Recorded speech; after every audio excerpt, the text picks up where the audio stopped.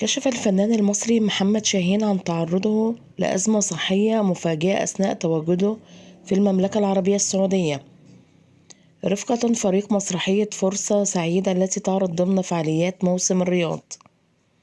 وقال شاهين أنه تعرض لأزمة قلبية وخضع إلى عملية جراحية طارئة لتركيب دعامتين، مؤكدا أنه سيعود إلى مصر قريبا. وطمن شاهين جمهوره لافتا إلى أنه يتمتع حاليا بحالة صحية جيدة وفي تحسن كبير، مطالبا بالدعاء له بالشفاء العاجل. من جانبه قال نقيب المهن التمثيلية الفنان أشرف زكي في تصريحات لوسائل إعلامية محلية إن الفنان محمد شاهين يتمتع بصحة جيدة زي الجن، مشيرا إلى أن الفنان من المفترض أن يعود إلى القاهرة يوم الثلاثاء القادم.